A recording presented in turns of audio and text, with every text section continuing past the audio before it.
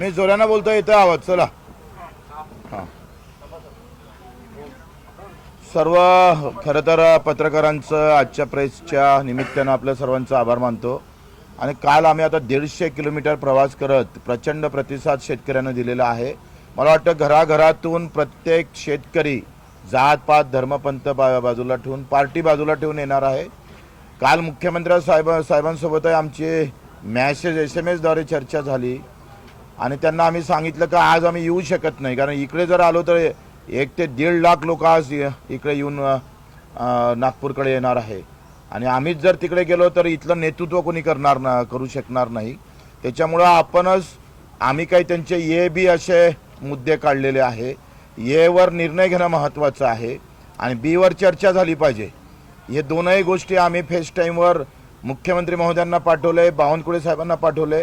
त्यांनी मला वाटतं 3 ते 4 वाजेपर्यंत निर्णय घेतला पाहिजे.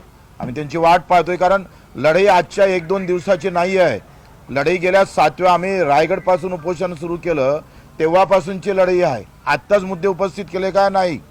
आम्ही 7 तारखेला मिटिंग झाली. 7 तारखेच्या मिटिंगमध्ये ज्या ज्या मुद्द्यावर त्यांनी 7 दिवसात निर्णय घ्या असं म्हटलं होतं, ते अजूनही 4 महिने झाले कुठलाही निर्णय घेतलेला नाही. मीटिंग झाल्यानंतर ती मीटिंग जर वांजोटी होत असेल तर त्याला काही अर्थ उरणार नाही. आणि म्हणून आम्ही प्रशासनाला अतिशय शांततेच्या मार्गानं 4 ते 5 वाजेपर्यंत आम्ही अतिशय शांततेच्या मार्गानं खरं तर ही लढाई सुरू करतो आहे. आम्हाला अपेक्षा आहे का या लढाईमध्ये सगळ्यांनी सहकार्य करावं. प्रत्येक शेतकऱ्यांनी एकत्रित होऊन या लढाईत सामील झालं पाहिजे. लढाई अतिशय महत्त्वाच्या टप्प्यावर येऊन पोहोचली आहे आणि शासनाकडून अपेक्षा करतोय का सरकारनं हे पुण्याचं काम पदरी घ्यावं. हे जर काम केलं, आज शेतकरी प्रचंड अडचणीत आहे आणि असं असताना निर्णय घेणं फार महत्त्वाचं आहे. योग्य वेळ याच्याशिवाय दुसरी असू शकत नाही. आणि मग मुख्यमंत्र्यांना आम्ही विनंती करतोय का याशिवाय दुसरी योग्य वेळ नाही. आणि हे जर झालं नाही तर 4-5 वाजेपर्यंत आम्ही वाट पाहतोय. 4-5 नंतर मात्र आम्हाला मुख्यमंत्री रामगिरी बंगल्यावर आम्हाला जावं लागेल, त्यांच्या घरापर्यंत, स्थानापर्यंत. कोणी आम्हाला अटकाव करू नये. आम्ही सरळ 4-5 नंतर आम्ही रामगिरीवर कूच करणार आहोत. म्हणून 4-5 वाजेपर्यंतच्या आत हा निर्णय घ्यावा. तुम्ही म्हणाल हे घाई का आहे, तर ही घाईचा विषय नाही. मला वाटते 8 स्मरणपत्र मुख्यमंत्र्यांना दिले.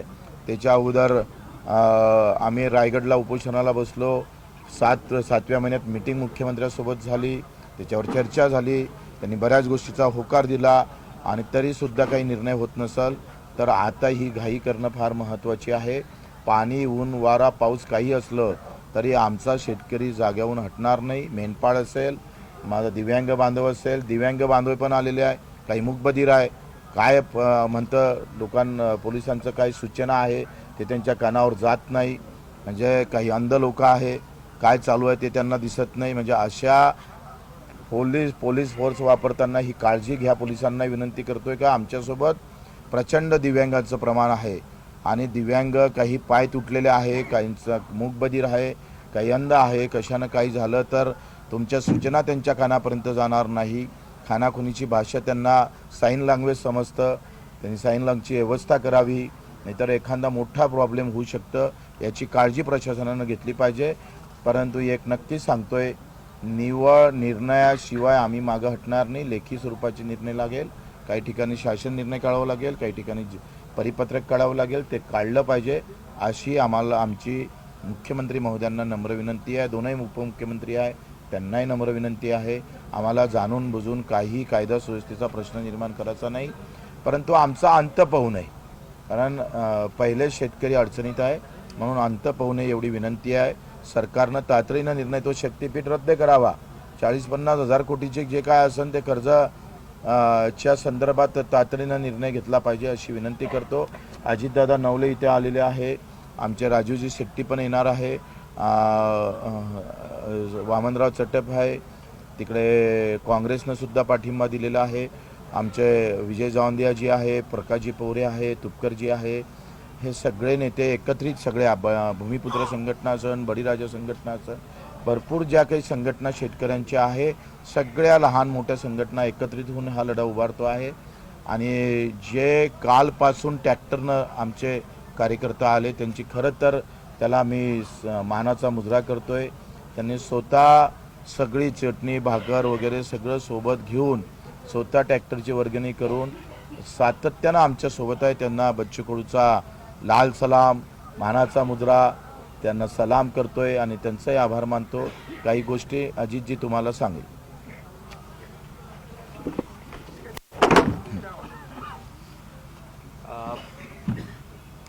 शेतकऱ्यांचे नेते आदरणीय बच्चू भाऊंच्या पुढाकाराने सर्वच शेतकरी संघटनांनी एकत्र येऊन शेतकऱ्यांच्या प्रश्नावर आंदोलन करावं ही प्रक्रिया बरीच पुढे गेलेली आहे।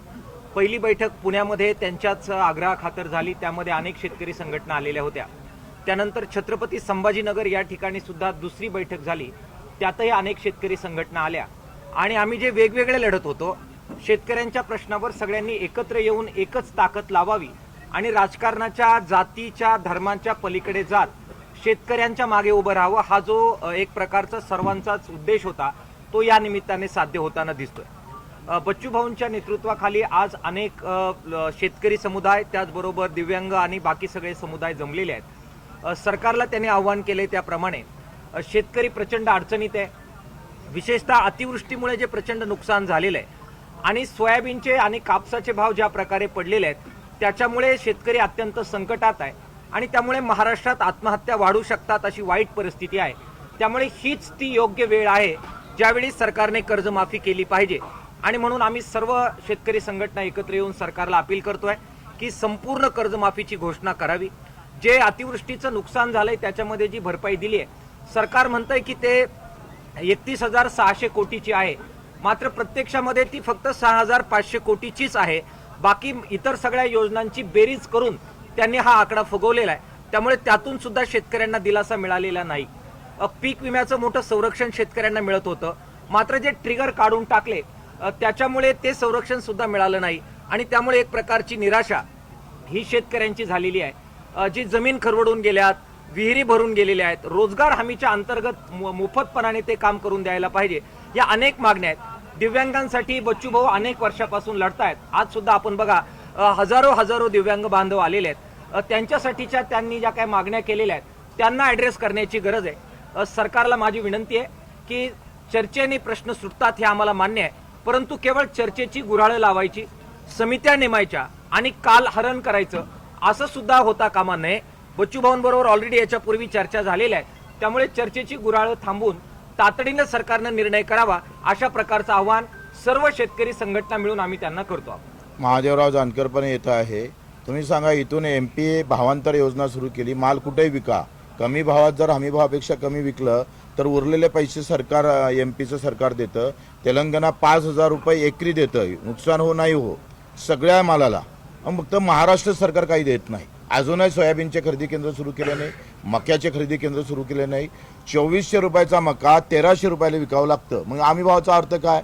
पंजाबमध्ये 90% माल शेतीमाल खरेदी केला जातो, 90% हमी भावानं, आणि आमच्या इकडे 6% पण होत नाही। सोयाबीनवाला शेतकऱ्यांना माल विकून टाकला, आता 20 दिवसानं ते खरेदी होईल, म्हणजे व्यापाऱ्याचे सोयाबीन त्या केंद्रावर जाण्याची शक्यता नाकारता येत नाही। आणि मग ज्यानं सोयाबीन विकली असेल, कापूस विकला असेल किंवा मका विकला असेल त्याला भावांतर योजनेच्या माध्यमातून त्याला मदत गेली पाहिजे।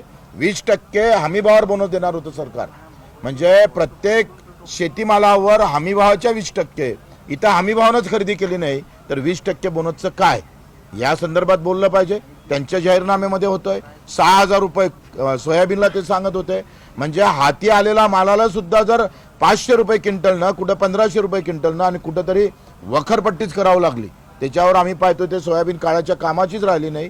अशा अवस्थेमध्ये त्याला दुष्काळाचे पैसे भेटले नाही आणि शेतीमालाला भाव पण भेटत नसेल तर दुहेरी हत्या आहे। एका हातून एक तलवार, दुहेरी तलवार चालवली आहे। एकानं निसर्गानं मारल्या गेला आणि दुसऱ्यानं भावानं मरताय शेतकरी। त्याच्यामुळं आता आम्ही शेतीत तुमच्या व्यवस्थेमुळं, तुमच्या धोरणामुळं मेल्यापेक्षा आम्ही रस्त्यावर येऊन मरायला तयार झालेलो आहो। तिथं आम्ही एक चिनून मारल्यापेक्षा, मरत असल्यापेक्षा रोज 12-13 आत्महत्या असतं, रोज 12-13 आत्महत्या होत आहे। आम्ही कापा म्हटलं तर तुम्हाला मिरची लागली, रोज मरतोय तर तुम्हाला काही वाटत नाही। कापा म्हटलं का लोकशाही आठवतो, तुम्हाला संविधान आठवतोय, आणि रोज मरतोय त्याचं तुम्हाला काही आठवत नाही। ह्यात सुद्धा दुर्दैवी गोष्ट आहे.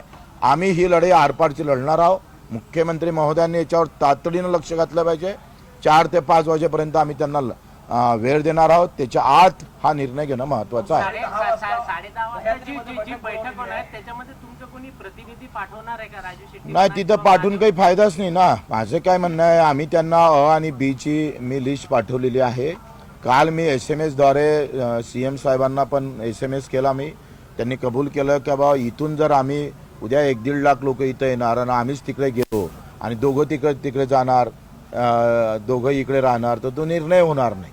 त्यांनी त्याच्यासाठी आम्ही तिकडे जर गेलो तर इकडला कायदा सुव्यवस्थेचा प्रश्न निर्माण होऊ शकतं आणि त्याच्यामुळे आम्हाला तिथं जाता आलं नाही. हे लक्षात घेतलं पाहिजे. आणि मीटिंग निवळ आम्ही सांगितलं जसं अजितदादानं की बाबा मीटिंग करून मग फक्त समित्या नेमून आम्ही काही थांबणार नाही आहे.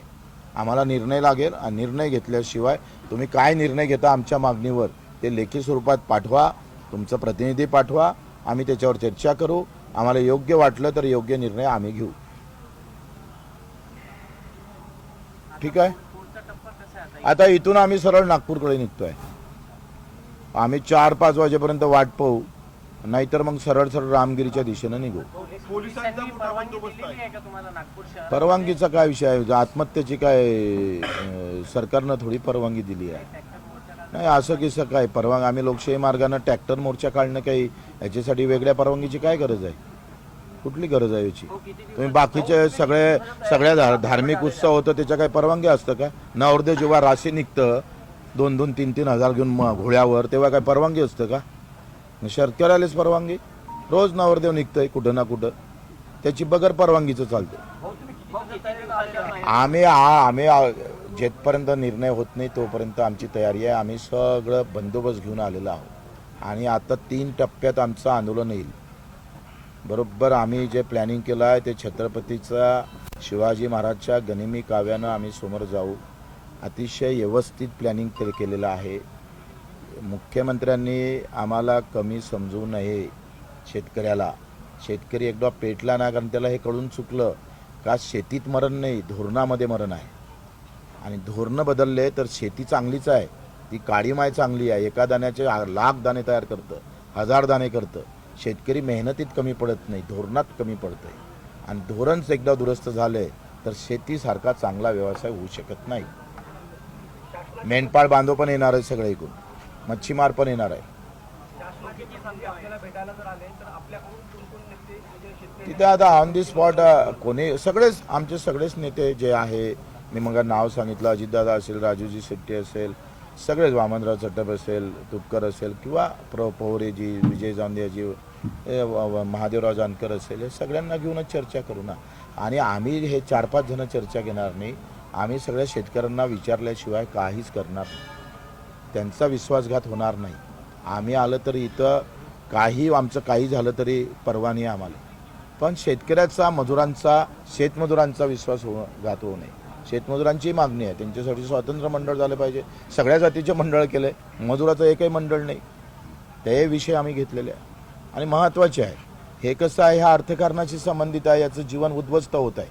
ज्याला 2 पाय नाही, हात नाही, डोळे नाही, त्याच्यासाठी वारंवार आंदोलन करावं लागतं. हे दुर्दैव आहे ना.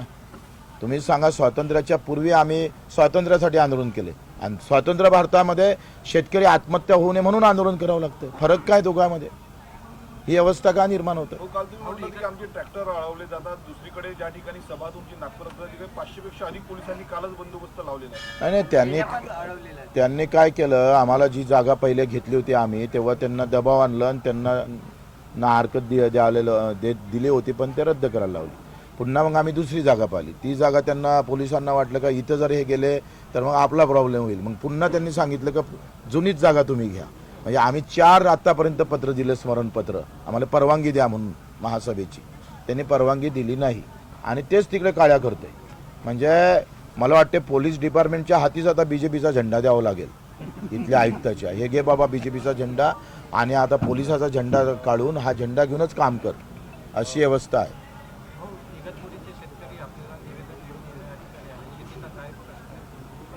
इगतपुरीचे शेतकरी आलेले आहे, सकाळी भेटले ते. त्या तालुक्यात, इगतपुरी तालुक्यात फक्त 20% जमीन शिल्लक राहिली शेतकऱ्याची आणि ते 20% म्हणजे पूर्ण तालुक्यात जर 40,000 हेक्टर जमीन असेल तर त्याच्यातले 35,000 हेक्टर जमीन सगळ्या कंपनीला वाटून घेतली शेतकऱ्याची, शेतकऱ्याजवळून काढली. पहिला तालुका आहे हा महाराष्ट्रातला, शेतकऱ्याची एकही जमीन त्या तालुक्यात एकही एकर राहणार नाही. आणि आता कुंभमेळाव्यात अर्धीवृद्धी जमीन घेऊन घेणार. म्हणजे शेतकरी उपाशी, म्हणजे शेतकऱ्याला मारूनच काही करायचं आहे. शेतकरी हा मारासाठीच ठेवला आहे गव्हर्नमेंटनं.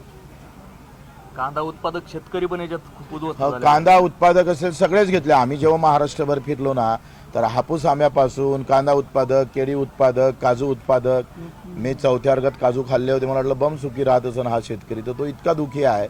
मी या कोकणात गेल्यावर माहीत पहिलं, त्यांच्या वाड्यात गेलो, त्यांच्या शेतात गेलोय, काही कोणी चांगलं नाही. कोणताही ऊसवालापासून आमचा सोयाबीन कोरडो होतं त्याच्यापेक्षा मरतो. हो, आता पाणी जास्त आलं तरी मरतोय, तो नाही आलं तरी मरतोय. दूध उत्पादक शेतकरी आहे. ठीक आहे. आता जी मदत जाहीर झालेली आहे त्या मदतीमध्ये विविध निकष टाकण्यात आले आहेत. पहिला कर्जमाफी जाहीर झाल्यावर अशा कठोर काही निकष टाकले तर ते मान्य असतील का? नाही कठोर माझं काय म्हणणं आहे का, जो नोकरीवर आहे त्याला देऊ नका, आमचं म्हणणं आहे. नोकरीवाल्याला द्यायची गरज नाही आहे. जो मोठा उद्योगपती आहे, ज्याचे आता अजितदादाला कर्जमाफीची गरज आहे का, बच्चू कडूला गरज आहे का? नाही आहे. मला 70,000 रुपये महिना रिटायर झाल्यावर आमदारकीचा भेटतं, मग मला गरज नाही आहे ना. हे माझं काय म्हणणं आहे का, गरीबातल्या गरीब शेतकऱ्यापर्यंत ते गेली पाहिजे, याच्याबद्दल दुमत नाही. पण ते आमचे बावनकुळे फार्म हाऊस म्हणतात. आता लोक शेतातच घर बांधतात पश्चिम महाराष्ट्रात अर्धे अधिक, म्हणजे शेती करायसाठी. तर त्यांचा वेगळा काहीतरी अर्थ होत आहे. त्यांना आम्ही ते समजून सांगू का हे घरच आहे. ते लीडर लोकांसारखं ती वेगळी अवस्था नाही आहे ते. चला.